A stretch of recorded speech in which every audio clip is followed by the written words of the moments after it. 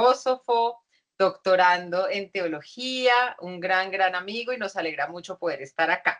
Entonces les voy a contar un poco cómo va a ser la dinámica, como hay muchas personas nuevas, digamos, que tienen están teniendo un primer acercamiento a ETI, voy a decir algo sobre la relación entre Eti y Agustín, o sea, ¿por qué aparece esto? No porque a María Lucía Anderson y a mí nos guste Eti y Agustín en particular, sino que hay unas razones que ya vamos a ver, algunas tienen que ver con las lecturas que hizo Eti, con la manera en la que aparece en el diario y también con los temas que podemos rastrear, que es un poco lo que nos va a presentar también María Lucía, temas comunes que podemos rastrear entre ambos. Entonces, eso vamos a hacer, va a empezar María Lucía, yo voy a empezar con el contexto, luego sigue María Lucía y luego sigue Anderson, que la idea es que hablemos un poco y él nos presente un texto que escribimos.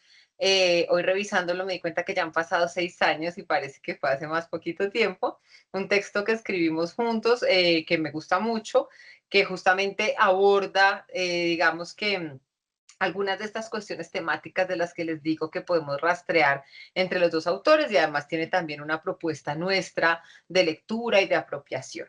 Entonces, bueno, para quien no me conoce, yo soy Viviana Unger, soy profesora de la Facultad de Filosofía, yo me ocupo de temas relacionados con la historia del pensamiento antiguo y medieval, en particular con el lugar de las mujeres en el pensamiento antiguo y medieval, y también me ocupo de cuestiones de feminismo y género, y con Eti llevo un camino largo ya en la vida, ha sido una amiga y una compañera constante. Entonces, este semillero un poco nació a partir del interés en su obra y de que Rosana también, profesora de la Facultad de Teología, en ese momento, pues venía trabajando desde su tesis doctoral con Eti Gilesum y pues tenía no solamente la propuesta del semillero, sino también una fundación que pues de hecho ya lleva también un buen recorrido y que tiene una obra muy bonita y justamente es la Fundación Eti Gilesum, desde la cual pues se hacen muchas obras de diferentes tipos, pero también tiene digamos un lado académico donde está este semillero, la cátedra de Eti Gilesum que se hace en Ávila y que de hecho este año es en un mes exactamente. Bueno, en un mes ya se ha acabado, es del 22 al 24 en Ávila, se puede participar online para quien le pueda interesar. La información la estamos siempre mostrando en las redes de la Fundación, de la Facultad de Filosofía y también otros eventos como un evento muy grande que se viene pronto, del que espero que estén muy pendientes. Entonces, esa soy yo.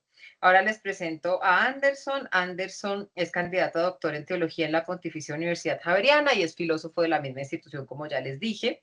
Trabaja como investigador junior en el Instituto Sofía en San Luis, contribuyendo al núcleo de investigación, grupo intercultural, interdisciplinario e interreligioso sobre decolonialidad, migraciones y sexualidad. Como muestra adicional de ese compromiso en este campo, es editor asistente de Conexión, Queer, revista latinoamericana y caribeña de teologías queer, y hace parte del grupo de trabajo Religiones y Sociedad, Tensiones, Diversidades y Movilizaciones en Debate de Claxo. También está en el grupo de jóvenes investigadores del DER, ese sí, y recientemente ha publicado el capítulo Trans and Queer Latin American Theologies en el libro The Palgrave Handbook of Queer and Trans Studies in Religion, que acaba de salir, pues es muy reciente, es del 2025. Entonces, también la invitación a que conozcan un poco más, solamente nos pone esas cosas, pero yo le dije, escoge algo de todo lo que haces, porque Anderson es una de las personas que yo conozco que tiene una capacidad de trabajo más increíble y por eso también mi admiración, y además todo lo que hace es espectacular, entonces ahí también pueden chismosear. Nos acompaña, como ya les dije, María Lucía Zárate es estudiante ya de último semestre, desafortunadamente, bueno, para mí que se va, pero para ella que podrá ser un camino muy feliz y muy fructífero seguramente, de filosofía. María Lucía ha tenido diferentes intereses a lo largo de su carrera y últimamente se ha dedicado también al trabajo y al estudio de las mujeres en la historia del pensamiento en la antigüedad y en la antigüedad tardía, ¿no? Justamente uno de los ejes o de los problemas que está investigando tiene que ver con el lugar de Mónica, la madre de Agustín, en el pensamiento y pues un poco con esta idea de qué es hacer filosofía para las mujeres en un momento donde parece que el canon nos dice que no hay filósofas mujeres. Entonces, una de las preguntas de investigación que ha rastreado María Lucía acaba de llegar de hacer un intercambio en la Universidad Ca' Foscari de Venecia, que fue justamente donde yo conocí a Eti, y allá hizo su intercambio en filosofía y pues en este momento está en la recta final de su trabajo de grado. Entonces, con esto dicho, para que sepan quiénes estamos acá, voy a pasar a una especie de contextualización de por qué en algún momento se nos ocurrió hacer una relación o mostrar una posible relación entre Eti y Agustín. Entonces voy a compartir mi pantalla. Si mientras tanto alguien quiere decir algo, adelante, preguntar lo que sea, mientras yo organizo la pantalla. Simplemente abran su micrófono sin ningún problema. Listo. Entonces, Eti y Agustín. La primera relación, digamos, es muy evidente para quien conoce el diario, y es que Eti nombra explícitamente a San Agustín 11 veces en el diario.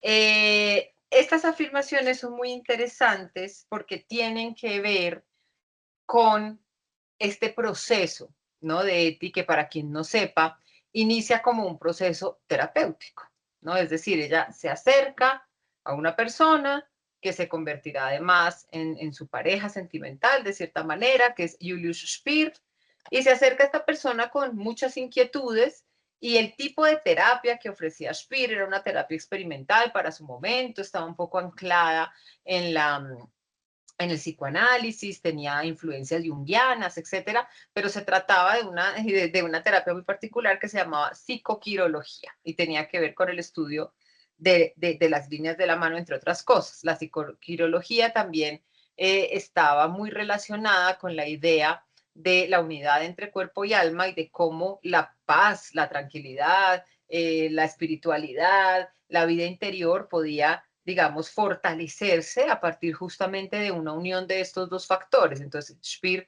proponía ejercicios tanto físicos como mentales, y en esos ejercicios mentales se propuso en primer lugar el ejercicio de la escritura. Entonces, es Speer quien le dice a Eti, comience a hacer un diario, y gracias a eso es que nosotras hoy en día, tantos años después, tenemos acceso a la escritura maravillosa de Eti. Entonces, la primera alusión me parece particularmente interesante y yo tal vez nunca lo había visto así, porque el diario pues es una obra extensa, ¿no? En español tenemos una traducción, una edición espectacular, que es la edición de Monte Carmelo y Fonte, donde están las obras completas de Eti, pero hasta hace un tiempo, hasta hace más o menos 8 o 10 años, una cosa así, teníamos en español y en italiano unas especies de selecciones, ¿no? Entonces no se podía hacer este ejercicio que yo hice esta vez de mirar cuándo y cómo aparece el nombre puntual y explícito de San Agustín. Entonces, ¿cómo me pasó a mí? A mí me pasó que estaba leyendo estas ediciones en italiano resumidas o reducidas mejor, y yo encontré de pronto el nombre de San Agustín.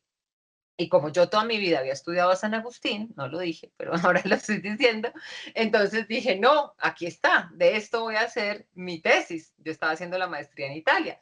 Voy a hacer la tesis entre San Agustín y Eti Gilesum, porque pues si lo nombra es porque habrá relaciones. Al final eso se fue un poco por otro lado, pero fue lo que primero llamó mi atención. Después pasaron otras historias con esa decisión, que son para otro momento, u otros ya me la habrán oído. Entonces, la primera alusión es muy bonita porque tiene que ver con la descripción que Eti nos hace del estudio del espacio de trabajo de Speer.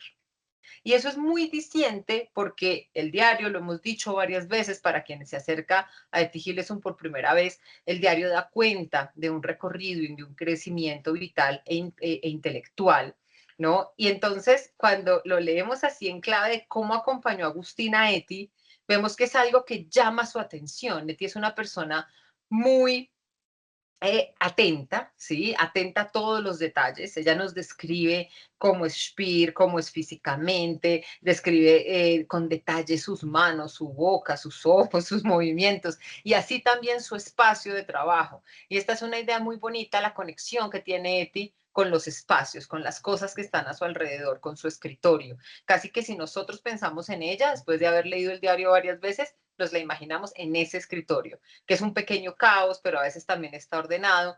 Y en este pequeño espacio de Speer estaban sus libros. Y ella dice, inmediatamente noté a Rilke, a San Agustín, a la Biblia, a Kems y alguna otra cosa que ahora se me escapa. Entonces, tal vez, ¿no? No nos lo dice ella y de pronto ella misma no lo sabía. Yashpir había preparado una especie de terapia de lectura que podía acompañar a esta joven. Si habían tenido algún acercamiento antes o si era la segunda vez que se veían y ella va a su estudio, él dice, tal vez estos libros pueden ser útiles para el proceso de esta joven. Y efectivamente así fue, ¿no? Son determinantes esos libros. Y yo no me acordaba que la primera vez que se hace alusión en el diario es porque están sobre el escritorio de Spiel. Esto pasa el 30 de septiembre de 1941. Entonces, Etty empieza a escribir su diario en el año 41. ¿La situación cuál es?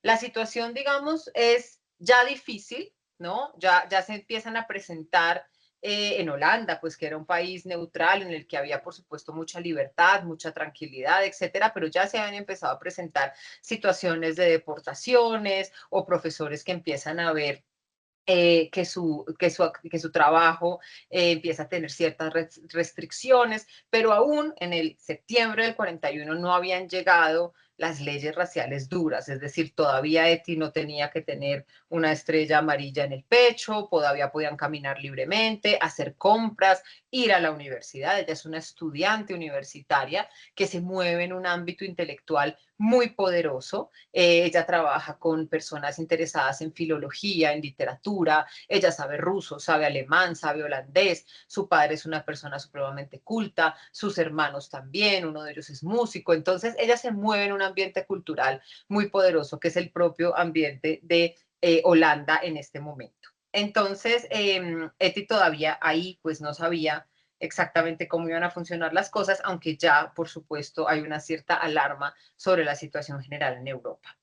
Después tenemos una serie de citas, les dije que son 11, pues tenemos una, dos, tres y cuatro, que también me parece un dato interesante, todas de mayo del 42. Es decir, ese mayo, si lo leemos, el diario está organizado en 11 cuadernos y algunos coinciden con meses, otros no, pero si vamos a mayo, que es mi invitación, del 42, vamos a ver que hay una permanente alusión a San Agustín. Es decir, podemos volver sobre ese mes y leerlo con unos nuevos ojos. Esa es también la siguiente invitación, como ver qué más, aparte de que nos diga, estuve una hora con San Agustín, qué ganas que tengo después de este día pesado de irme con mi San Agustín antes de dormir, ¿no? Estoy desde muy temprano en compañía de San Agustín. Ah, bueno, no me han dicho, no me han preguntado ustedes, tampoco tenemos certeza absoluta, pero creemos que son las confesiones, ¿sí? Puede que haya leído algo más de Agustín después, sí, pero las confesiones como texto se convierte además, que esto también me parece impresionante y yo antes no lo había pensado, en una suerte de amuleto, ¿no? Digamos, una de las últimas veces que nombra el libro no va a ser tan festivo como acá, que nos dice, ay, qué maravilla, qué rico. Uno se la imagina como después de un día cansada, me voy con mi libro preferido a la cama antes de dormir. Es un poco así, es una gran familiaridad, además, con la que se refiere al autor, mi Agustín, tan severo, pero tan tierno a la vez. Dice unas cosas muy bonitas, se refiere a su compañía muchas veces, mi San Agustín en ayunas, ¿no? Más teniendo en cuenta toda la relación que hay con Agustín y el alimento, tanto en las confesiones, donde es una línea perfecta, ¿no? Desde el alimento físico hasta el alimento eucarístico de los últimos 3 libros, es impresionante también en otras obras como el de Beata Vita. Entonces, esa compañía que es para Eti Agustín en el mes de mayo y junio, creo que nos puede dar una nueva luz de interpretación de esos meses. Luego tenemos de nuevo, ya a finales de junio, otra vez la alusión a esta terna que me parece que se constituye en sus lecturas, y es la terna de Rilke, la Biblia y San Agustín. Sobre Rilke hemos hablado en otros espacios, ya sea del semillero o con la fundación, también hemos tenido momentos de hablar de Rilke, de la relación de Rilke. Hay otras profesoras y otras estudiosas de ética que se han dado a esta tarea, porque las alusiones a Rilke son muchísimas, son más de 60. Entonces, y a sus obras y pasajes completos que Eti trae en el diario, que copia también como un ejercicio de apropiación y de reflexión, que me parece muy bonito. Entonces, con eso de Rilke ya se ha trabajado un poco más, pero me parece que no sobre la relación entre estas tres obras. Claro, la Biblia no es toda la Biblia. Eti, de hecho, nos dice cuáles son sus secciones favoritas. Y aquí hay otra gran coincidencia, que esa sí es probable que sea solo una coincidencia, pero me parece que vale la pena traerla, y es que los libros preferidos de Eti de la Biblia son los mismos preferidos de Agustín, que son Pablo y Mateo.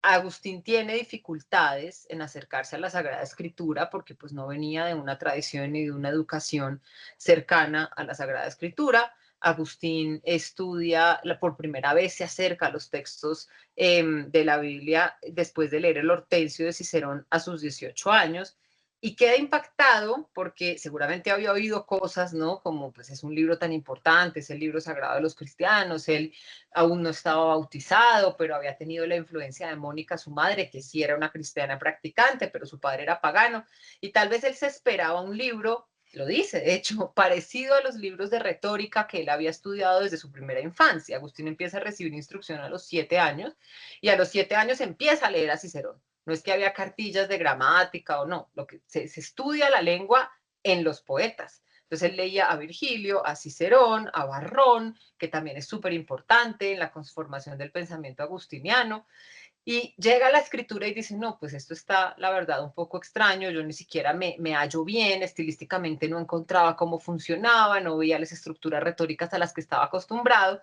entonces pues se va un poco desilusionado y vuelve muchos años después, pero su puerta de entrada es estética. ¿Sí? A Agustín hay que llegarle por los sentidos y por la belleza. Entonces, lo que abre su corazón, lo que va a disponer su corazón para la llegada de la Sagrada Escritura son los salmos. Y luego de los salmos, Pablo, a quien se refiere también muy familiarmente, claro, no como este que dice mi Pablo, mi hebreo Pablo, mi amigo Pablo, Agustín se refiere más como el apóstol, es la manera en la que casi siempre lo nombra, pero hay mucha familiaridad, y sobre todo gratitud hacia esos textos, ¿no? Que creo que es una experiencia que nosotras también como lectoras tenemos, ¿no? Como que nos acercamos a un texto y cuando un texto nos dice, nos aclara, nos conmueve, nos llama, pues se crea una relación, que es la que yo creo que tiene Agustín, perdón, Eti con las confesiones, ¿no? Y con lo que sea que tuviera de Pablo, porque ella se refiere a Pablo, ella ya no es como Agustín que andaba con el códice. Seguramente ella tenía una edición de la Biblia completa. Cuando dice que Spir la tiene sobre su escritorio, habla de la Biblia, pero como que se ve que ella va a Pablo, ¿sí? Y otras veces al Evangelio de Mateo. Entonces, esa relación es, les digo, muy interesante, puede ser muy útil de rastrear, que es esta relación entre Agustín, la Biblia y Rilke, que está presente el 21 de junio. Algo característico de ti, que ustedes ven y dirán, a esta le gustan esos jazmines, que los ponen todas las presentaciones. Sí, me gustan gracias a Eti. Antes ni siquiera tenía muy claro cuál era el jazmín. Pero es que Eti siempre habla de las flores. No siempre, pero hay muchos momentos. Y hay un pasaje en el que está diciendo lo que la rodea y de nuevo. Las flores, esta vez hay varias y no son solo jazmines. Hay una rosa, hay otra flor, hay un jazmín, Agustín y la Biblia, ¿no? Eso que compone el universo vital de Eti. Un universo al parecer muy sencillo, ¿no? Pero que justamente va a ser el que le permita construir esa fortaleza inexpugnable de su alma de la que ella misma hablará. Luego tenemos otra que me pareció impresionante, que es la del 25 de junio. Ella dice que fue a un espectáculo, a un cabaret en particular, a ver una obra, y no nos dice por qué, pero dice que le quedó un sabor amargo, ¿no? Que salió un poco molesta del espectáculo. Y dice, ¿y cómo me quité ese sabor? Me lo quité con San Agustín, ¿no? Entonces también como la idea de Agustín como antídoto, por eso les decía que la idea de la compañía y del hecho de que Agustín sea una especie de ancla, ¿no? Me parece durante estos meses.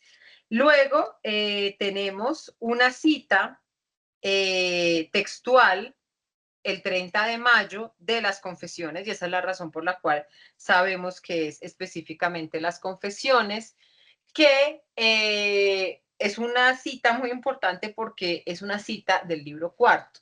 Y de nuevo creo que esto tampoco lo habíamos pensado así, me corregirá Anderson si no es cierto, pero el libro cuarto de las confesiones tiene una particularidad y es que la obra en total, los 13 libros de las confesiones, tienen una estructura muy clara y los primeros 4 libros tienen que ver justamente con la rancia, ¿no? Que de eso seguramente Anderson les va a hablar más adelante, con la búsqueda, con la inquietud, ¿sí?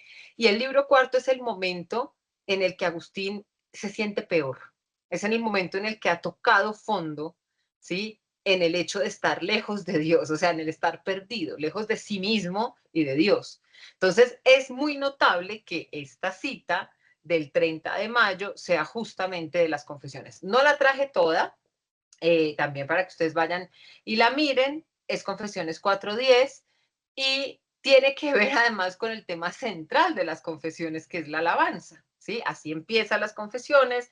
En el libro cuarto hay esta reflexión sobre la alabanza y eso tiene, digamos, su momento de máximo esplendor en el libro 10, en el himno a la belleza, que es la alabanza completa y total del hombre a Dios. Entonces, dice Eti lo siguiente, desde bien temprano estuve en compañía de San Agustín y quiero retener algunas palabras. Siempre lo mismo en todas partes, con diferentes matices y tonalidades, pero siempre lo mismo. Esto es supremamente socrático, pero ese será otro momento. Te alabe por estas cosas mi alma, Dios mío, creador de todas ellas, pero no sea que por los sentidos del cuerpo se quede con apego y algún amor a ellas. Entonces, me parece, como les venía diciendo, y es mi invitación, que este lugar de las alusiones directas a Agustín o de esta cita, que es mucho más larga, yo solamente traje una parte, puede darnos una nueva lectura y puede iluminar de una manera distinta estos meses de la vida de Eti. Entonces, esto lo dejo para más adelante, por si hay que decir alguna cosa más y tiene que ver con el ejercicio de la escritura, que es una de las cuestiones que encontramos en común entre Eti y Agustín.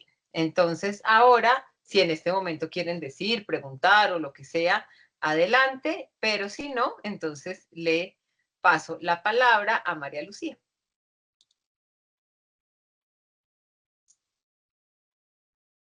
¿Alguien algo? Listo, adelante María Lucía. Bueno, voy a compartir mi pantalla. Buenas tardes, noches a todos. Em, a ver, ¿dónde está? Me pareció muy bonita esa introducción que hiciste porque yo, de hecho, yo traigo una cita del libro cuarto y yo no me había dado Ay, cuenta de que Eti había, había citado precisamente el libro cuarto y justo el 30 de mayo, que es mi cumpleaños. Entonces, que como, ay, no, ese es un mensaje, sí, ese es el un mensaje. mensaje divino. Sí, no, yo tampoco me había dado cuenta que era el libro cuarto. Sabía, tenía en mente y por eso la busqué para hoy. Yo dije, yo sé que hay una cita textual, ahora cómo la encuentro, la encontré fácil y sí, qué increíble que sea libro cuarto y que además sea tu cumpleaños. Sí, sí. Bueno. Yo también puse flores. Yo no encontré jazmines, pero encontré lirios y cartuchos. Entonces, bueno, em, pero me pareció bonito. Entonces, yo quería hablar un poco de el tema del sufrimiento humano. ¿Sí están viendo mi pantalla? Sí, Sí, ahí listo. vemos Ok, perfectamente. perfecto.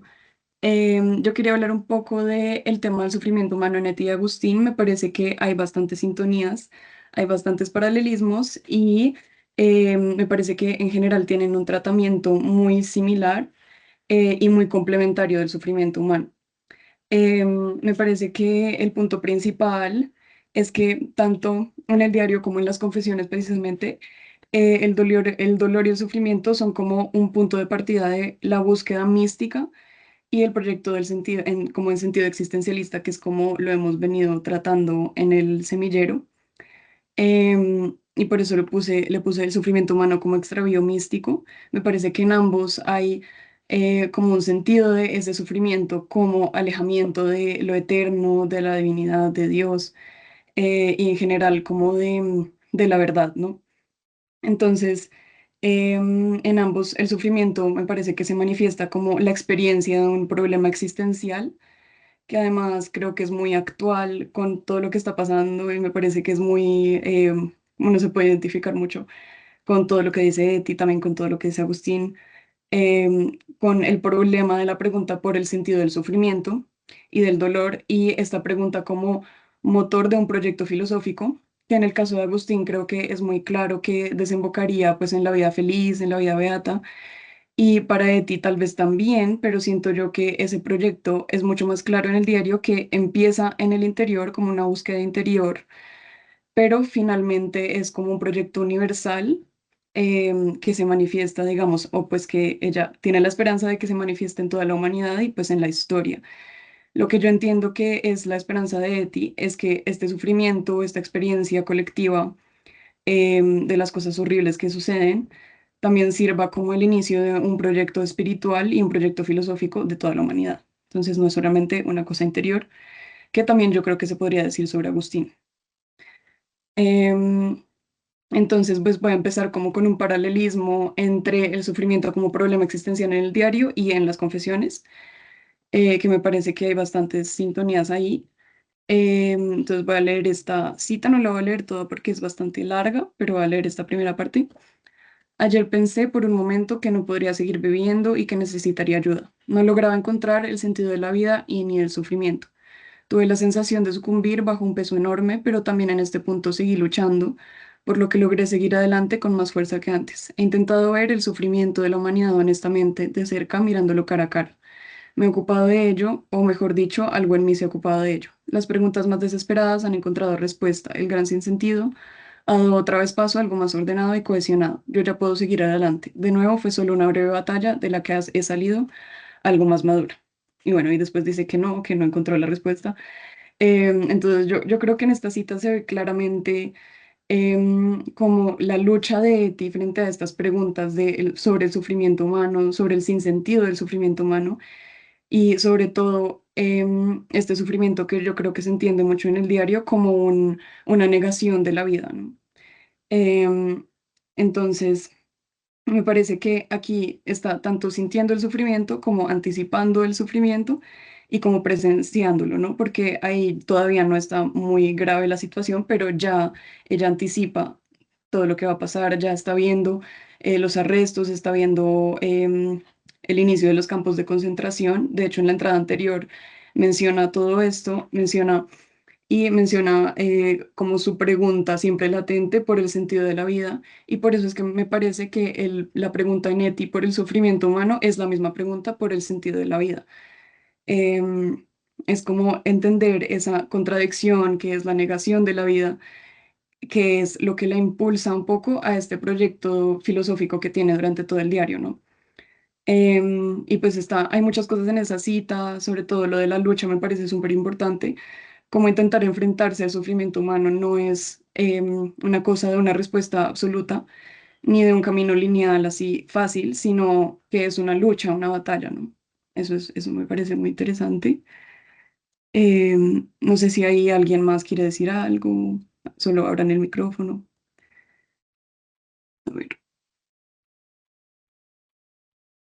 bueno, va a pasar. ¿Cómo pasó? Ah, listo. Aquí en esta otra cita es de 2 meses después de la anterior. Toda esta entrada es muy importante, pero pues no la podía poner toda, solamente puse este pedacito que dice, pobre cabeza y pobre corazón, lo que vais a tener que superar todavía, rica cabeza y rico corazón, ya que también tenéis una vida agradable. Ya no lloro, pero en mi cabeza sí hay una terrible tensión, hay un infierno. Debería ser capaz de escribir muy bien para saber ponerlo sobre papel. En todo caso, he sabido salir de este caos y tengo la tarea de elevarme a un nivel más alto. Spear lo llama construir el cielo con material noble. Entonces, en toda esta entrada, Eti viene hablando de otra vez enfrentarse al enorme sufrimiento que ve a su alrededor. Nos invita, o pues se invita a sí misma a no cerrar los ojos, a enfrentarlo, a enfrentarse a sí misma. Y pues a propósito de la escritura, de querer ser la cronista, ahí es donde dice de que quiere ser la cronista de muchas cosas de la época Y además menciona que en un enfrentamiento o pues en una conversación con su padre se pone a llorar. Aquí el sufrimiento aparece como, me parece que aparece como el diálogo entre dos impulsos, entre como la experiencia del sufrimiento subjetivamente, que se ve como con el llanto, con esa desesperación, y una curiosidad objetiva, así lo pone ella, sobre lo que pasa en el mundo, sobre lo que pasa en la gente y sobre lo que pasa en sus propios pensamientos.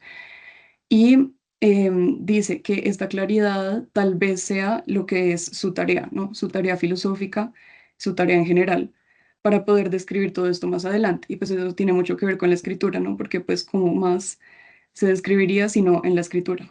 Y aquí se ve, pues sí, cómo se relaciona esta lucha de intentar entender el sufrimiento humano con la escritura.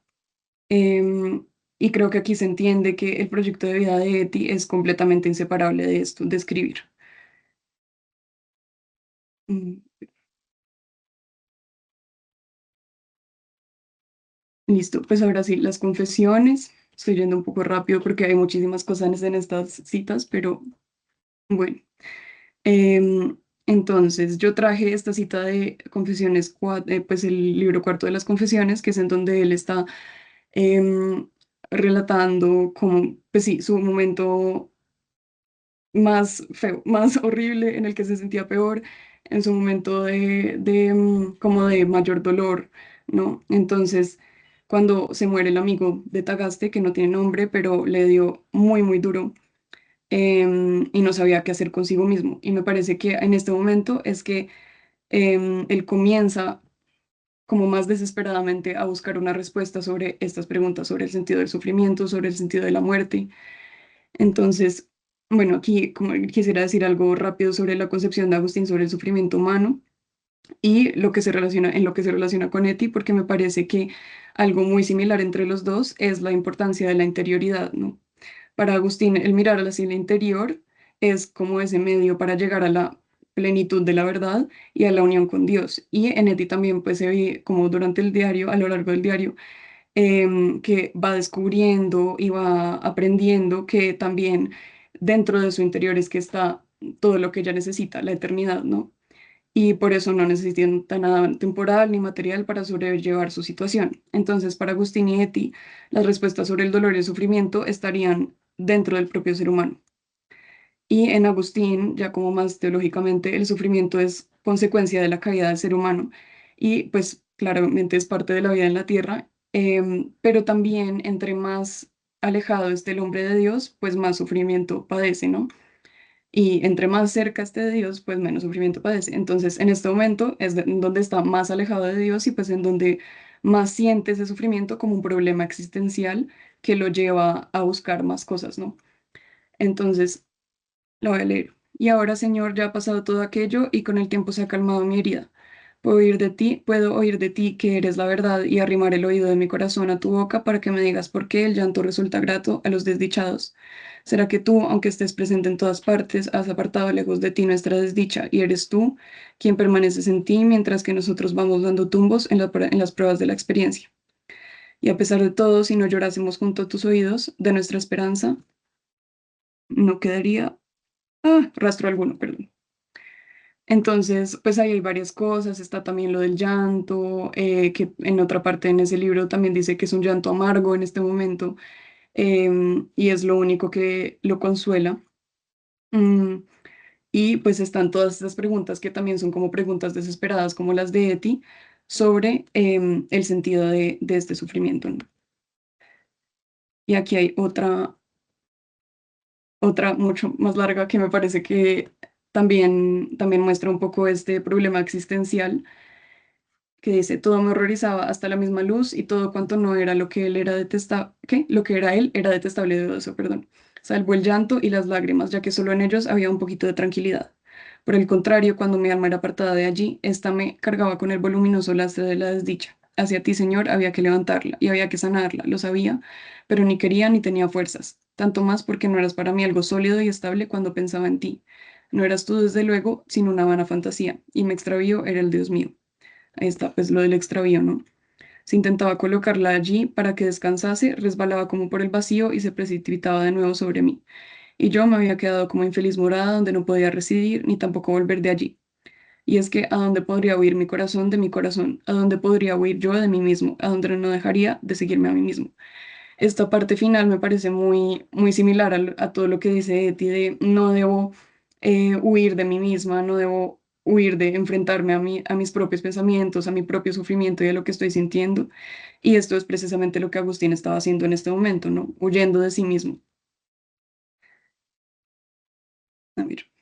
Bueno, aquí están como los tres puntos centrales que yo veo tanto en Eti como en Agustín sobre el sufrimiento, que es el sufrimiento como búsqueda, el sufrimiento como guía y el sufrimiento como, digamos, punto de partida de un proyecto interior y universal, que es lo que estaba diciendo al principio. Entonces, el sufrimiento como búsqueda es como esa experiencia nos obliga, o pues obliga a Eti y a Agustín a buscar la verdad en otras partes, ¿no?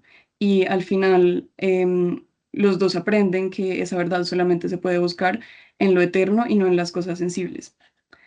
Y pues el sufrimiento como guía es eso más o menos, ¿no? Em, para Agustín, el pecado conlleva siempre algo de sufrimiento y pues esa es como el signo de que está haciendo las cosas mal. Entonces el camino siempre va para donde tiene más tranquilidad y pues donde tiene más tranquilidad es en Dios. Y pues también eso pasa en Eti, ¿no? Ya en el siguiente, que es ya la última, vemos como ese crecimiento espiritual, ese crecimiento filosófico al que llegan tanto Agustín y Eti, que es el duelo ya cuando han encontrado, digamos, más o menos una respuesta sobre estas preguntas, ¿no? Y es, la primera es en Confesiones en el libro 4 no, perdón, en el libro 9 donde está contando como su duelo cuando se muere su madre Mónica. em, y la voy a leer. Y me apeteció llorar bajo tu mirada, por ella y en favor de ella, por mí y en favor mío, bajo la mirada de Dios, ¿no?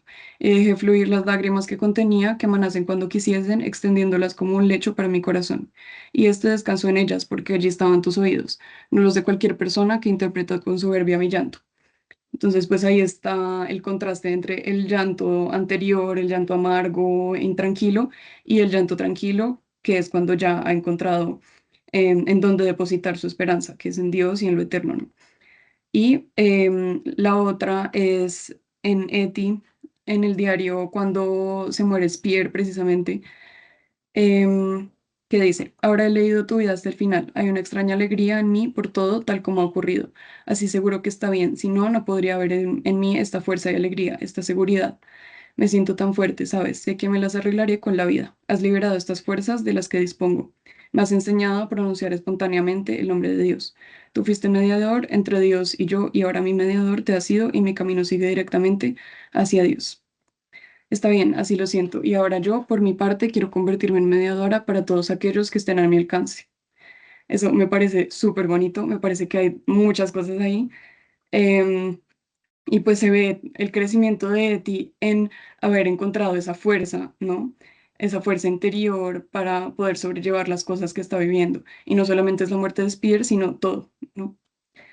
Y pues al final está lo que ella quiere hacer, ¿no? Quiero convertirme en mediadora para todos aquellos que están en mi alcance. Ahí está, pues el proyecto. Y ya. Eso. ¿Tienen alguna pregunta? ¿Algo que quieran decir sobre alguna de las citas? Muchas gracias, María Lucía. Muy bonita tu presentación, súper interesante. Gracias. Creo que además, pues estamos en la misma sintonía. Ya lo veremos ahora con la intervención de Anderson. Yo quería solamente mmm, traer, notar eso que tú dices de cómo el proyecto de vida de Eti es inseparable de la escritura. Esto me parece una idea muy lúcida. Creo que fue un poco lo que justamente quisimos rastrear el semestre pasado con esta idea de la escritura como resistencia. Y creo que es otra de las coincidencias entre Eti y Agustín, ¿no? Muchas veces con Eti, ¿qué nos pasa? Nos pasa como que decimos, sí, bueno, el diario, un género como tan femenino, un género de escritura íntima, Después tenemos las cartas, el género epistolar, igual son los espacios en los que vemos que se mueve la escritura de las mujeres. En la Edad Media pues tendremos todas las visiones, ¿no? Desde Hildegarda hasta las últimas visiones, incluso las visiones que van a llegar al barroco y las místicas del Carmelo. Bueno, todo eso que ya sabemos y que decimos, sí, esos suelen ser los ámbitos en los que se mueven las mujeres y seguramente lo de Agustín es otra cosa, ¿sí? Seguramente Agustín, que es un filósofo, que es un padre de la iglesia, que escribió tratados, que escribió un montón de cosas, pero yo creo que una idea que tenemos y que se puede pensar y rastrear mejor, digo tenemos, puede ser los tres, Anderson, tú y yo, es que en Agustín también hay una escritura vivida, ¿no? Digamos en las confesiones es donde puede ser más evidente, pero la idea es que justamente es en toda su obra, como que yo siento que esa afirmación que tú dijiste de Eti, no podemos pensar su proyecto de vida separándolo de la escritura, creo que vale para Agustín. ¿No? Y creo que es algo que no se ha dicho con suficiente claridad, como que uno sí escribió mucho. Yo siempre dije, y si aquí hay algún alumno mío al que engañé con esta mentira, que Agustín era el que más había escrito, ¿no? Que es que Tomás. Entonces, el otro día me corrigieron y yo, no puede ser. Y sí, estábamos en la biblioteca y un profesor nuestro de todos nosotros tres aquí, que es Alfonso, dijo, sí, claro, Tomás, no me acuerdo los millones de palabras, pero lo supera. Entonces, ahí pues me desilusioné mucho, pero lo cierto es que, claro, Agustín escribe toda su vida. Y no solamente es lo que yo creo, movido por una necesidad, digamos, en el caso de los tratados o de las obras ya de madurez, no solamente movido por una necesidad, digamos, pastoral o dogmática o que tuviera que ver con cuestiones, sino también por una necesidad vital, ¿no? Y creo que eso se puede ver incluso en esas obras que consideramos más filosóficas o más tipo tratado, etcétera, y no solo en las confesiones y en los diálogos donde puede ser más evidente. Entonces, solo quería decir eso, pero sí, efectivamente, como tú dices, hay muchas claves acá para seguir pensando esta relación. Muchas gracias, María Lucía. No sé si alguien quiere decir algo o Anderson quiere arrancar de una vez reaccionando. A eso sí. No, a mí me encantó, tomé muchos apuntes. María Lucía, qué bonito, me emociona mucho saber que hiciste un trabajo en filosofía y que abordaste a Agustín desde esta particularidad de las mujeres, que abordaste a Eti, porque pues Vivi ahora comenzaba diciendo que hace 6 años escribimos nuestro texto de Agustín y Eti, pero por allá en el 2018, en filosofía, los únicos locos que hablábamos de esto éramos nosotros. Y qué bonito ver que muchas otras personas se están acercando a estas figuras. Sé que por ahí hay otros estudiantes también en literatura, en teología, que se han inspirado mucho en figuras como Eti, como Agustín, no solamente para leer sus textos como obras finalizadas, sino más bien para leer nuestras experiencias de vida desde estos textos.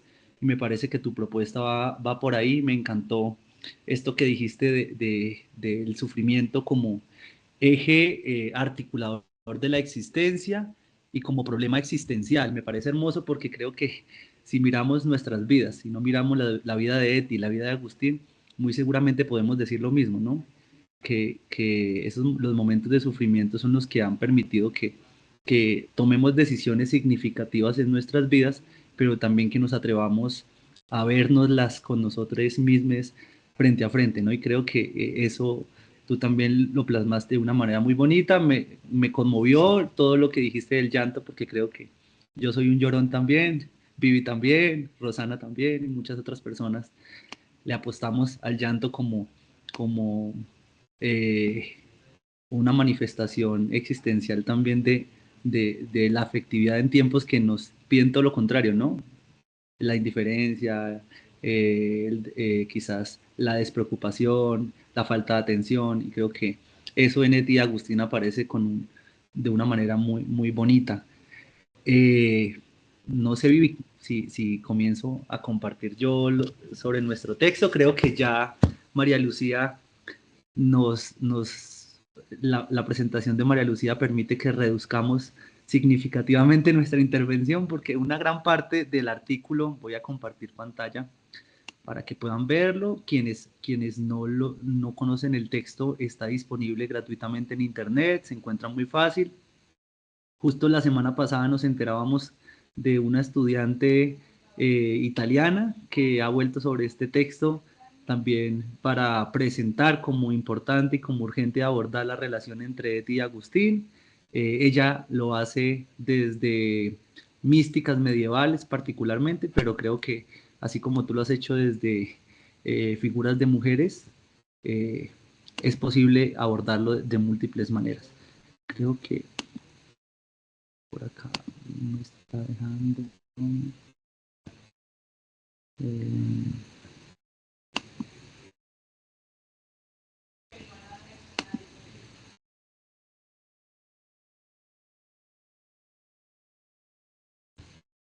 Creo que por acá debo cambiar la privacidad.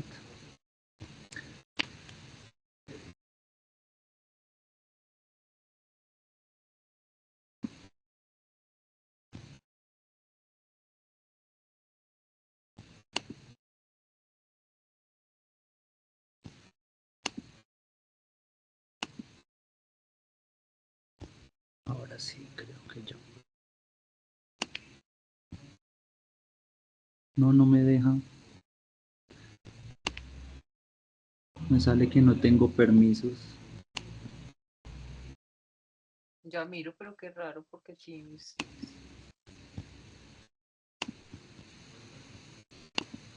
por lo general no molesta. Y si pones como la opción de compartir la ventana en vez de toda la pantalla, Creo que ¿no te ahí deja?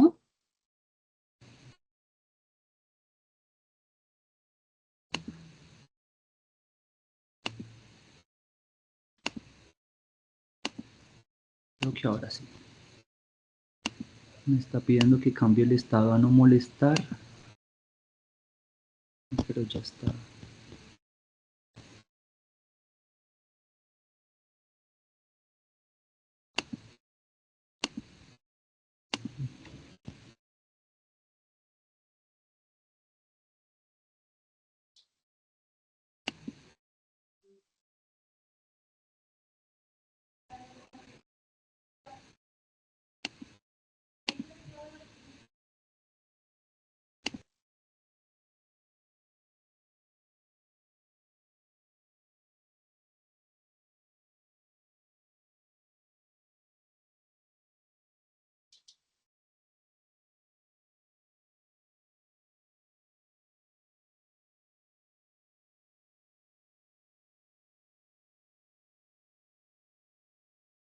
¿Quieres que yo lo comparta?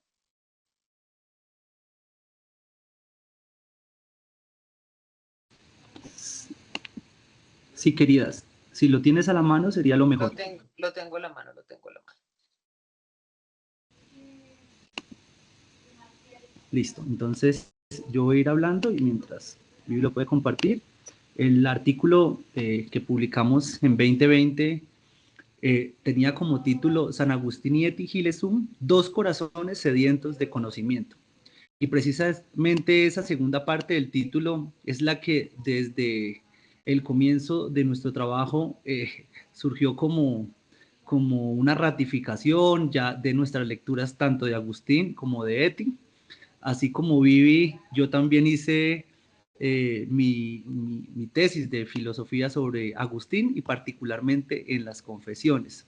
Y para mí fue muy interesante estar leyendo a profundidad las confesiones y al tiempo estar leyendo el diario de Eti porque encontraba paralelos históricos muy poderosos, así como los que María Lucía nos mostró ahora, y particularmente la búsqueda del conocimiento y las preguntas por la verdad en mayúscula fueron y casi que son las constantes de estas dos vidas escritas a modo confesional. Entonces, en el texto, que está dividido en dos grandes partes, primero presentamos un acercamiento eh, a Agustín y a Etty Hillesum desde unos paradigmas particulares. Por un lado, en Agustín, justo el que María Lucía situaba en el libro cuarto de las Confesiones, que es la pregunta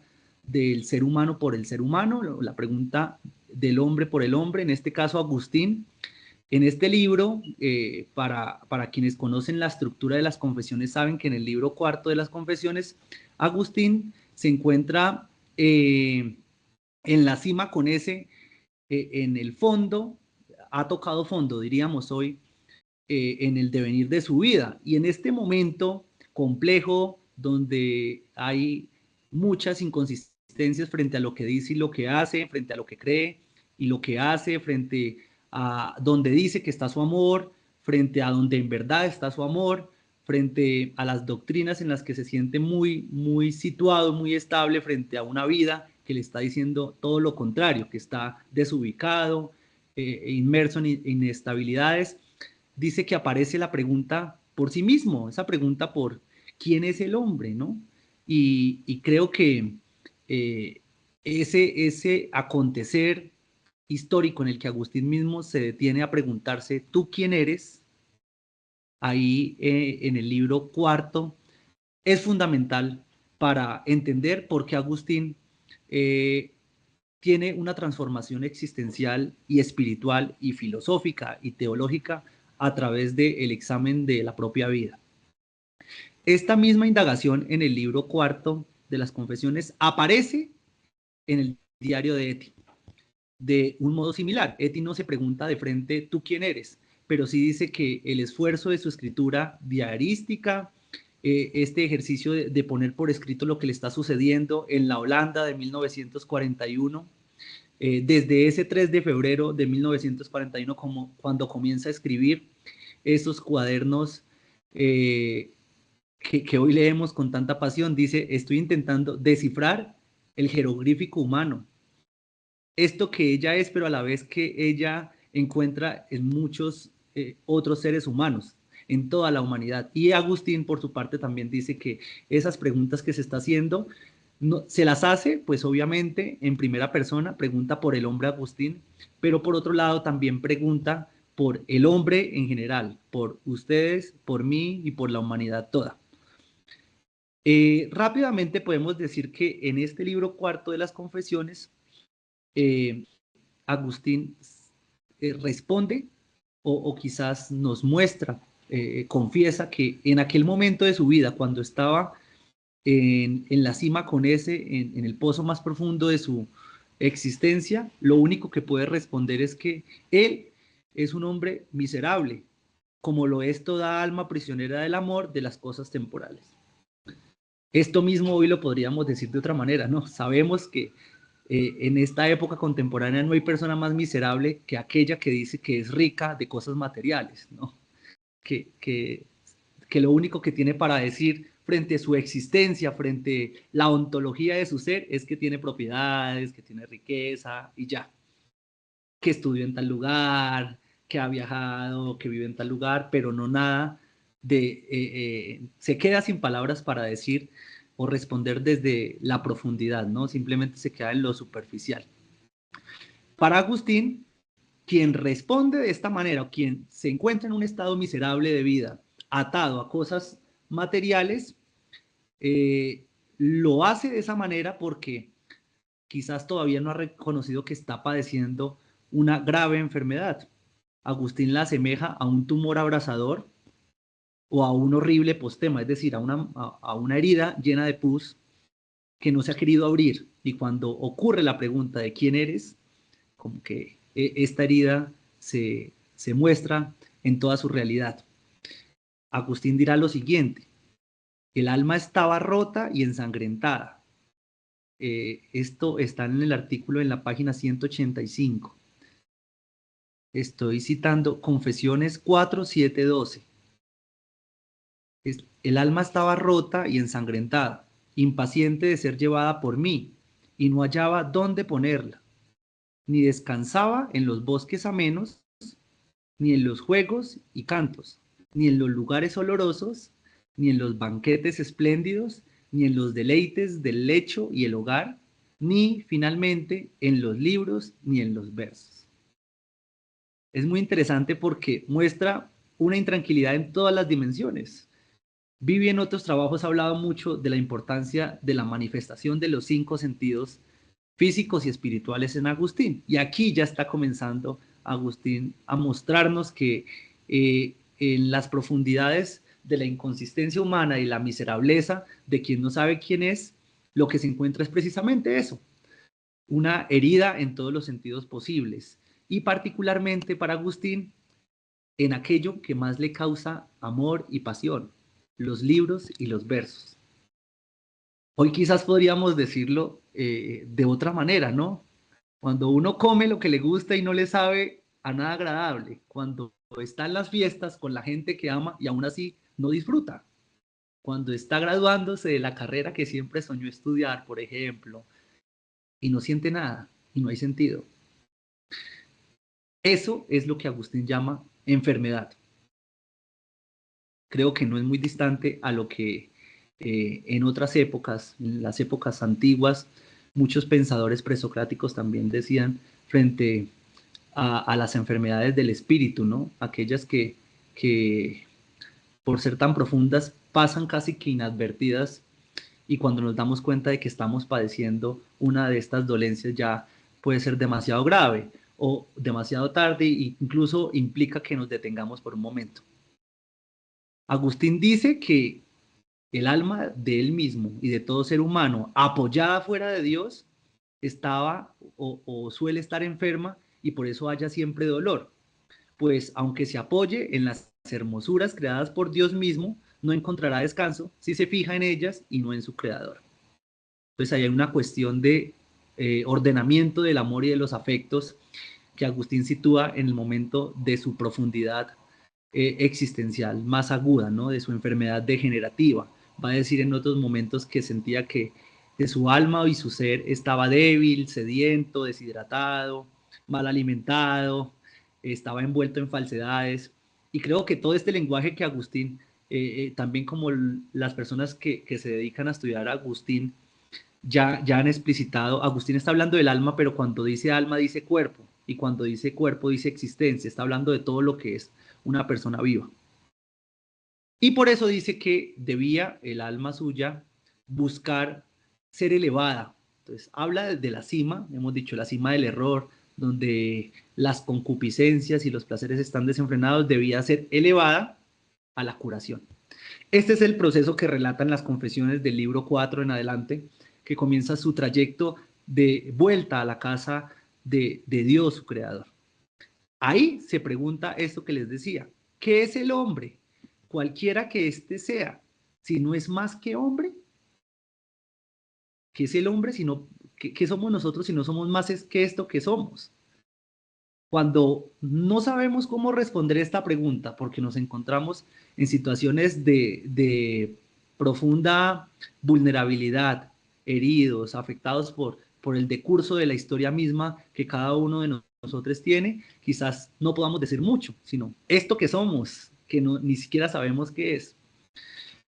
Ahí Agustín dice que se ha vuelto una gran pregunta, porque incluso dice magna question, la pregunta más grande de todas, porque quizás todas las preguntas secundarias pueden resolverse con literatura, con libros, con preguntas a los demás, pero la pregunta frente a lo que somos nosotros, nosotras, nosotres, solamente puede ser resuelta por cuando decidimos preguntarnos a nosotros mismos, ¿no? Y Agustín también, esto lo tomamos Viviana y yo de la investigación erudita de Alfonso Flores, profesor de filosofía nuestro, que nos invitaba a prestar la atención a lo que significa en latín question, ¿no?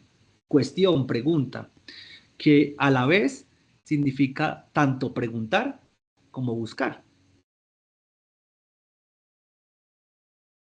En este ir y venir entre pregunta y búsqueda es que podemos responder a lo que implica ser lo que somos, ¿no? Y quizás hacernos las preguntas con mayor sabor y que nos conducen a un mayor saber frente a lo que implica vivir y este decurso de la vida que todos estamos intentando eh, sobrellevar de la mejor manera. Por otro lado, pasando a Eti, les decía que ella, por su parte, en 1941 comienza a hacerse preguntas para descifrar esto que es el jeroglífico humano. Casi que se pregunta lo mismo a Agustín, ¿qué es el ser humano? Ya como lo decía Vivi al comienzo de esta sesión, sabemos que recurre a la quiromancia, conoce a Spier, su terapeuta, pero también su amante, pero también su amigo, y comienza a poner por escrito, por mandatos de esta terapia, su propia vida. En el diario es hermosísima esa entrada del 3 de febrero de 1941 cuando Eti intenta poner por escrito sus primeras anotaciones.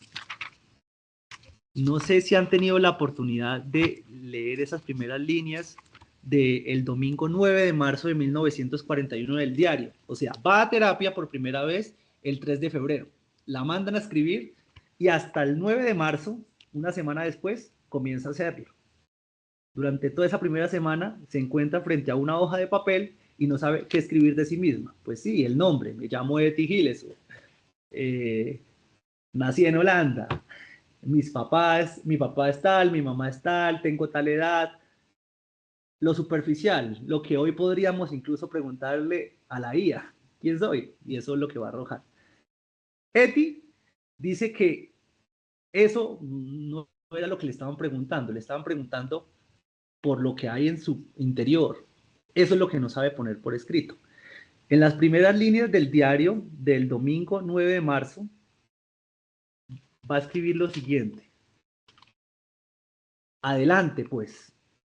Este va a ser un momento doloroso y casi insuperable para mí. Debo confiar mi ánimo reprimido a una insignificante hoja de papel rayado. Esto suena como cuando uno está escribiendo la hoja de vida, ¿no? Se encuentra, sabe que debe decir las cosas importantes de uno mismo, pero a la vez no sabe qué decir. Más aún cuando uno tiene que escribir una biografía, cuando tiene que escribir un libro como Las Confesiones de Agustín, tiene que atreverse a recordar o por lo menos intentar reflexionar frente a lo que ha sido la vida en todos los momentos, en la infancia, en la adolescencia, en la adultez, en la madura, en los logros profesionales, en los fracasos y demás. Eso no es tan fácil, ¿no?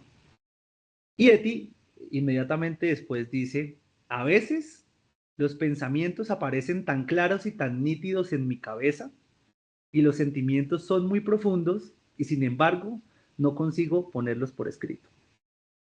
Creo que sobre todo se debe al pudor, demasiadas inhibiciones, demasiado miedo a decir las cosas, a dejarlas fluir libremente fuera de mí y, sin embargo, así deberá ser, si quiero encauzar mi vida hacia un fin razonable y satisfactorio.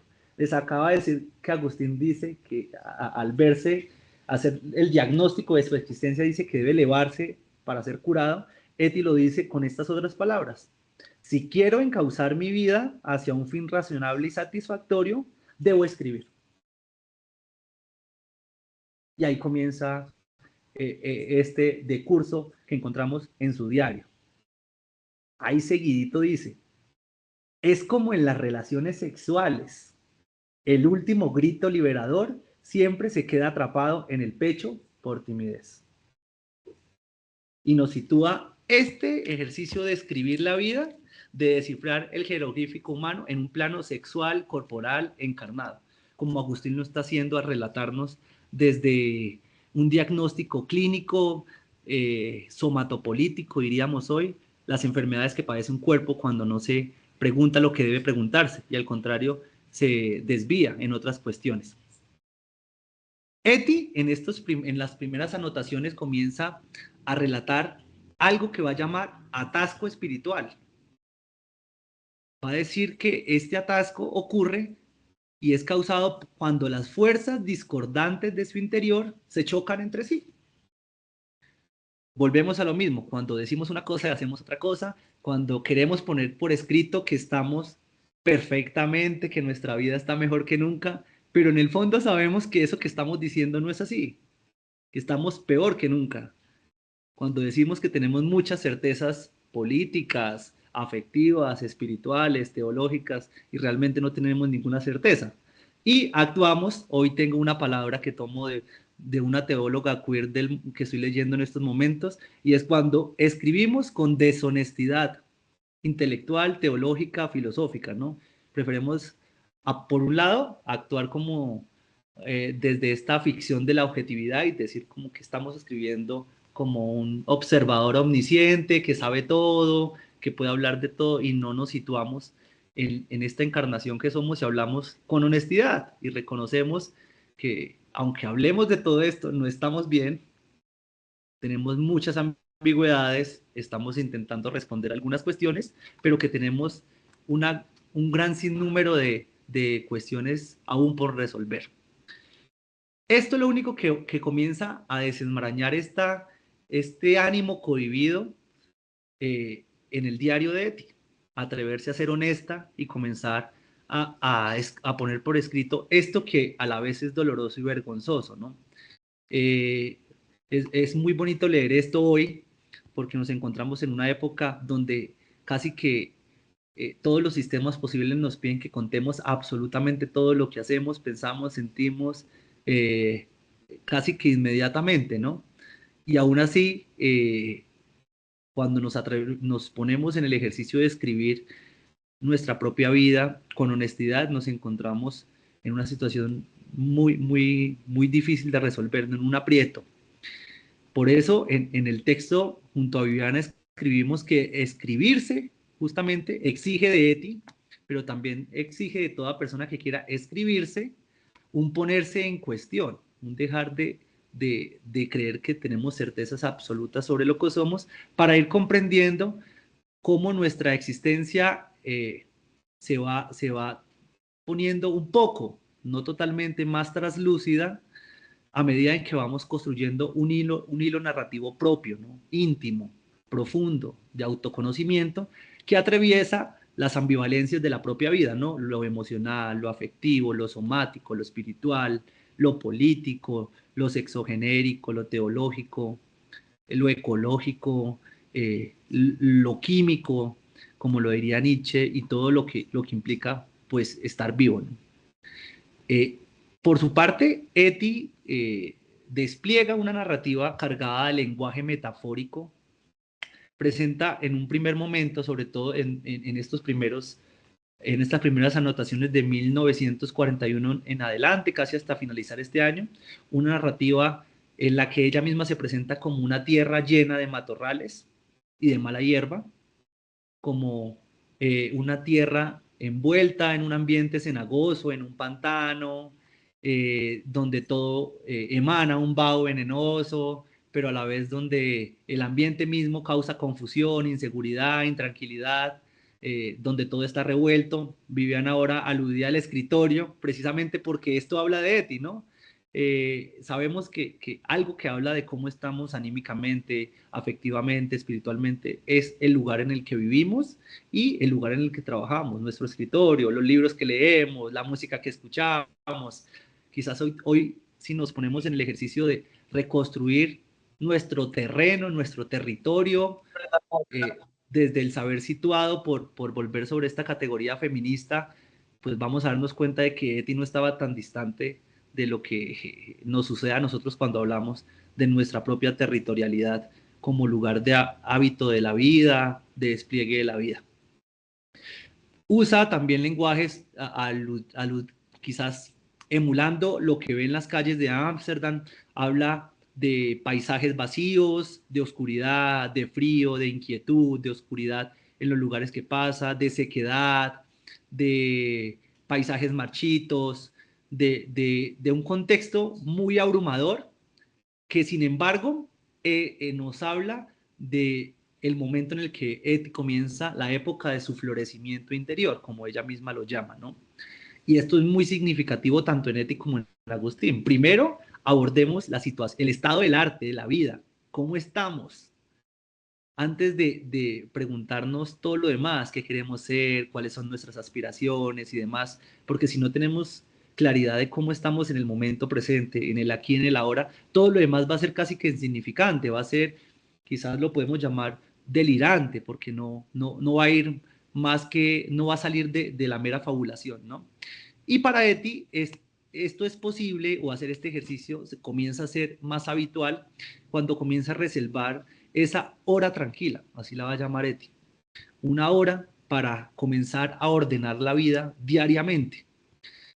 Esta hora le va a permitir madurar, le va a permitir equilibrar tanto el cuerpo como el alma. Eti sí usa esta diferenciación que en Agustín no es tan presente, porque Agustín habla más del alma como un todo. Eti va a decir una media hora de gimnasia y otra media hora de meditación pueden ser la base de un fundamento sólido para la tranquilidad y la concentración de un día entero. Esto se encuentra en el artículo que escribimos en la página 193. De ahí en adelante, junto a Viviana, nos encargamos de mostrar cómo Eti comienza a construir ese momento tranquilo. A veces va a decir que una hora, a veces va a decir que es un momento más corto, pero ese momento de hábito saludable donde se puede encontrar consigo misma, que además de estas prácticas de meditación, de estiramiento, de respiración, siempre va a venir acompañada de un momento de escritura del diario, ¿no? Por eso el diario todo es una bitácora de cómo Eti fue encontrando su propio camino, que hoy nos resulta a nosotros una posibilidad de comenzar a encontrar caminos también propios, quizás que Eti no tuvo que transcurrir porque su vida en muchos aspectos fue radicalmente distinta a nosotros, pero que es por ello mismo nosotros tampoco podemos dedicarnos a emular lo que hizo Eti, ¿no? No, pues me arrodillo en mi baño en la alfombra de coco porque Eti lo hacía, sino empezar a descubrir qué prácticas de meditación, de reconocimiento del cuerpo nos funcionan a nosotros hoy. Por eso Eti en algún momento va a decir que no es suficiente con solo mover por la mañana en el cuarto del baño los brazos y las piernas y todos los demás músculos. Aunque esto es muy valioso, va a comenzar también a reclamar casi que de una manera cada vez más urgente ejercicios de escritura. Esto, nosotros tomando palabras de un escritor que se llama Jean-Daniel Causse, francés, que se ha dedicado a estudiar la figura de Miguel de Certeau, decimos que justamente Eti comienza a descubrir estas urgencias, porque necesita, o quizás se está sabiendo parte de algo más grande que ella misma, ¿no? De una sabiduría mística, hoy lo decimos así. Y este autor nos dice que la mística representa una forma singular de hacer del cuerpo el lugar de un enigma. Aparece esta misma palabra que Agustín trae, ¿no? Magna quaestio. Aquí es enigma. Esta sitúa al cuerpo, la mística, en una relación de extrañeza consigo mismo, marcando a su manera el lugar central del otro en sí mismo. O sea que cuando nos volvemos pregunta, cuando reclamamos espacios para preguntarnos qué hacemos con esto que somos, estamos ya de entrada comenzando a labrar un terreno para la escritura mística. Eti va a llamar a estas prácticas hineijoren, un término holandés que todavía hoy resulta totalmente intraducible, que de manera general quienes se dedican a estudiar a Eti han traducido como escucha de sí mismo o autoescucha o escucha de lo más profundo de nosotros, escucha hacia adentro, pero que apunta a una dirección muy particular de la escritura confesional, ¿no? A escuchar aquello que llevamos dentro, que a la vez es penetrante, profundo, íntimo, que a la vez resulta, en el artículo con Vivi usamos esta figura médica también del estetoscopio, ¿no? Una escucha estetoscópica, que a veces resulta urgente, pero a la vez difícil de tener si no nos detenemos por un momento. Eti dice, quiero escucharme, de verdad que sí. Bueno, y entonces me he sentado en el suelo, en el rincón más recóndito de mi habitación, atrapada en un rincón entre dos paredes. dejando caer la cabeza muy profundamente. Sí, ahí he estado sentada, muy quieta, mirándome el ombligo, esperando devotamente por si surgían fuerzas nuevas en mí. Este es el ejercicio de escucha que Eti comienza a tener con sí mismo. En el artículo, que como verán es de 31 páginas, aquí no vamos a abordarlo todo, estoy intentando dejarlos provocados para que luego puedan ir a leerlo y luego hacernos preguntas. Nos damos cuenta que Eti y Agustín están tratando de descubrir esto que Rilke precisamente, que ha sido mencionado por Viviana, y creo que acá hay un puente interesante para volver sobre esta conexión entre Biblia, Agustín, Rilke y Eti. Están tratando de construir un espacio interior de mundo. No simplemente saberse en el mundo, sino construir el propio espacio interior que cada uno tiene en el mundo, para poder descansar dentro de sí y seguir avanzando en este ejercicio de autodescubrimiento. Recuerdo justo en esto que la profesora Adinolfi, la profesora italiana que acompañó a la profesora Viviana en su tesis de maestría en Italia sobre Eti, ha insistido mucho en eso, ¿no? En la urgencia que se encuentra en el diario de Eti de construir una como un edificio una muralla, es el término, una muralla inexpugnable, un lugar donde solamente podamos entrar nosotros y saber que estamos ahí dentro solos, para hacernos las preguntas de una manera mucho más profunda. Esto es todo lo que Eti comienza a relatar en este ejercicio de descifrar el jeroglífico humano. En toda la segunda parte del artículo, la voy a dejar para que ustedes luego la consulten, nos dedicamos no simplemente a decir cómo se preguntó Eti y Agustín frente a sus propias vidas, sino a rastrear cómo en el diario y en la obra confesional de Agustín, en las confesiones, ambos autores se dedican principalmente a presentar trayectos en búsqueda de la verdad. Esto nos conduce a muchos caminos distintos que abordamos con Viviana frente a, por ejemplo, el abordaje de los sentidos en Agustín, ese momento culmen en el libro 10 de las Confesiones, donde Agustín proclama el himno a la belleza y vuelve a restaurar o a cantar la restauración de los sentidos, del tacto, la vista, el olfato y demás. Y por su parte, como Eti en el diario nos propone un camino hacia Dios. Eti casi que todo el diario va a insistir en eso. Uso el término Dios, a veces lo uso queriendo referirme a algo, a veces lo uso simplemente porque me han dicho que esto se llama Dios, pero trata de construir su propio, casi que su propia semántica de lo divino a través de la escritura de su propia vida, ¿no? Para finalizar esta intervención, quiero dejarlas con el pasaje, la anotación del 26 de agosto de 1941 de Eti, porque casi que siempre que la leemos, o por lo menos a mí me pasa, siento que Eti y Agustín me obligan a volver a hacerme preguntas que todavía hoy no me he hecho, ¿no? En el artículo está en la página 208, dice Eti este 26 de agosto de 1941. Dentro de mí hay un pozo muy profundo y ahí adentro está Dios. A veces me es accesible, pero a menudo hay piedras y escombros taponando ese pozo y entonces Dios está enterrado. Hay que desenterrarlo de nuevo. Me imagino que hay gente que reza con los ojos dirigidos hacia arriba. Ellos buscan a Dios fuera de sí mismos. También hay otras personas que agachan la cabeza profundamente y que la esconden entre sus manos. Creo que esa gente busca a Dios dentro de sí mismo. ¿Cómo desenterrar a Dios? ¿Cómo encontrar esa verdad que está en lo más profundo del mundo interior?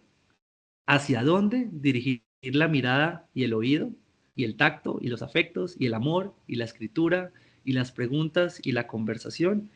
Creo que eso es lo que Viviana, Rosana, Leomer y todos los que leemos a Eti intentamos descifrar de alguna manera, ¿no? Y creo que en este texto, que como lo decía Viviana, ya cumple 6 años desde que lo escribimos, pero que constantemente volvemos a él, nos recuerda eso, que debemos hacernos esas preguntas y que algo que el mundo a veces nos dice que no debemos hacer, lo hacemos, ¿no? Y es que es necesario y urgente y pertinente parar para mirarnos el ombligo, y creo que un espacio como este lo permite.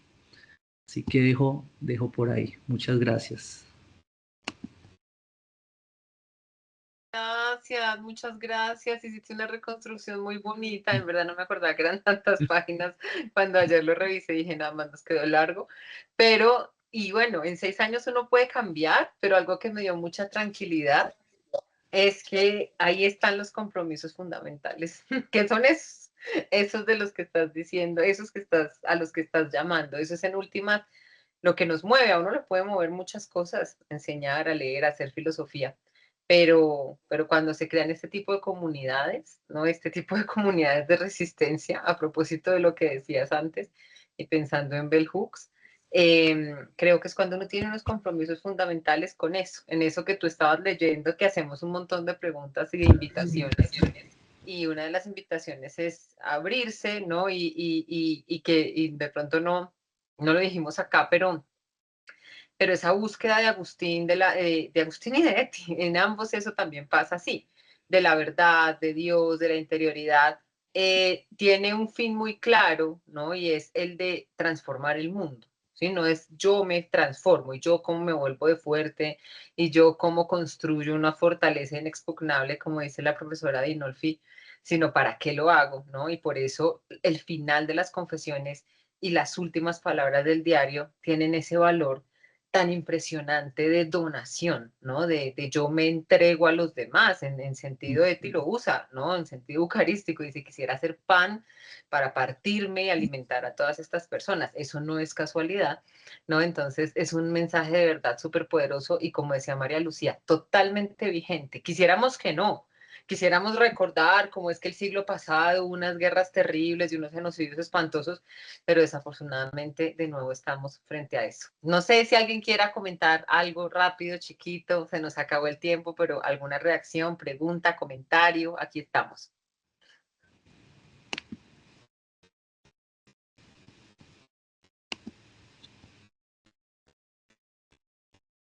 Algo Nadie, chiquitito. Hola, ¿cómo señora, están? adelante, Ana María. Ay, todo es tan, tan rico, tan jugoso. Y pensaba nada como cómo poder educar en esta autoconciencia que trasciende, digamos, en cada ser humano hacia adentro y hacia lo profundo, pero desde pequeños. Si bien hay pedagogías y que ponen más en contacto con, no sé, con ese núcleo, esa autonomía, ¿no? Creo que todavía estamos demasiado en una cultura donde pone los sellos, ¿no? En las personas. Y cómo de alguna manera esa necesidad de ir hacia adentro y ahora estamos en todo hacia afuera y todo para mostrar y nadie puede hacerse cargo de mostrar, o bueno, sí, también hay quien habla de que no todo es hermoso y de su sufrimiento, pero nos cuesta mirarlo eso. ¿Cómo aprender a mirar ambas situaciones de vida, las que nos van bien y que las vemos hoy abundantemente, y cómo mirar las otras y como que todo exprese algo de lo humano, ¿no? Y siempre queremos dejar algo afuera o quedarnos afuera nosotros de algo. Y creo que tanto como Eti como Agustín remaron río arriba para insistir con eso de autenticidad, de búsqueda, pero no para otros, para sí mismos, ¿no? Entonces, ¿cómo darle relevancia a ese interés por ese sí mismo, digo, ¿no? No por la imagen, sino por esa autenticidad. Sería un tema como para desplegar, no sé, pero que lo venimos haciendo, ¿no? Desde la filosofía, desde lo que aquí se conversa, pero digo, en todo sentido, como, no sé, es medio impensable, pero uno prende la televisión y es todo distracción, todo chismes, y es de lo que se alimenta el mundo entero, ¿no? No hay muchos semilleros así dando vueltas por el mundo. Bueno, nada, esas cosas pensaba. Me encanta escucharlos. Y Hermoso, Gracias, Ana María. hermoso, Ana Sí, María. Me hiciste ahora, perdón, me hiciste pensar mucho en un recurso que tiene Eti, que el año pasado intenté rastrear en el diario, y son las metáforas naturales. Ahora hablé un poco de eso, pero me parece que, como tú dices, el mundo nos pide andar a una velocidad tan rápido, movernos, producir mil cosas y demás, y no nos damos cuenta que casi que todo el mundo en sí mismo nos obliga o nos está invitando a pararnos y detenernos y ver algo en todo lo que sucede de nosotros mismos, ¿no? Y Eti lo hacía todo en una flor, en una nube oscura, en un charco de la calle. Y creo que esa atención es la que debemos intentar estratégicamente recuperar. Ahí les compartí en el chat algunas metáforas naturales que yo he encontrado en Eti, el océano, el aire, y no solamente en Eti. También quiero extender la invitación a que traten de construir como su propio mapeo de metáforas naturales con todo lo que les conmueve y les moviliza algunos afectos, ¿no? En ese caso del texto yo hablo de Juan de la Cruz, un poeta del siglo de oro español, que también escribe sus poemas más hermosos hablando de la naturaleza, el cántico espiritual, pero por otro lado también de una cantante que a mí me mueve mucho, que es Björk. Quizás algunas personas hayan escuchado la música de Björk, y en su música apela insistentemente a lo que sucede en la naturaleza para hablar de lo que sucede dentro de sí, ¿no? Y usa una metáfora hermosa de los volcanes, ¿no? Es decir, de las placas tectónicas, para hablar de la diferencia que tenemos con otras personas, ¿no? Y cómo es posible sincronizar placas tectónicas y demás para hablar de todo. Y creo que ahí hay un sinnúmero de referencias a las que podemos aludir. Leomer manda este texto hermoso al que volvemos en la historia del cristianismo y la mística una y otra vez, ¿no? El interior, el íntimo meo. Un abrazo para Leomer, para todos, me encanta verlos y saber que estamos por aquí siempre atentos. muchas gracias, de verdad. Un abrazo enorme a María Lucía y a Anderson por este momento. Nos vamos felices. Dice Aura Patricia y tiene toda la razón, que esta relación es tan profunda que requiere más tiempo y degustar con lentitud cada texto y cada lectura. Entonces esa es la invitación. Acá saben que acá estamos y acá seguimos. Muchísimas gracias. Un abrazo, feliz noche y seguimos en contacto. Muchas Muchas gracias. Feliz gracias. noche a todos.